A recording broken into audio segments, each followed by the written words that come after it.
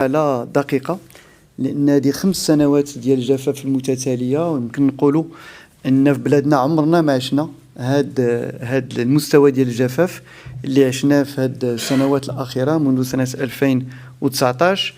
وبالطبع ملي تكون تراكم فتجعل أن الوضعية المنطلق تكون ضعيف.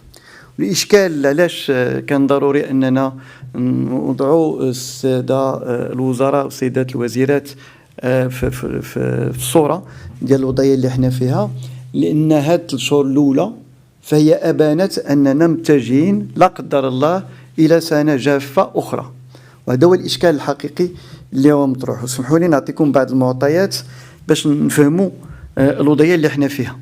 أولا التساقطات المطرية فهي اليوم كانت في المعدل ديال 21 ملم فقط فات الشهور كمعدل، وبالتالي اليوم تنتكلموا أنه إذن كاين تراجع مقارنة مع سنة عادية ديال 67% التساقطات المطرية، باش نعرفوا الوضعية اللي احنا فيها.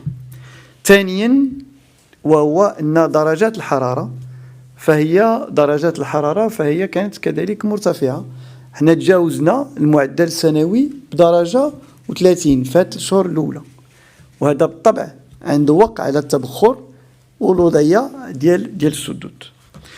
النقطة الثالثة كذلك اللي تخصنا نعرفو وهو أنه بالنسبة للواردات ديال اللي دخلات للسدود فات الشهور الأولى فهي لم تتجاوز 519 مليون متر مكعب.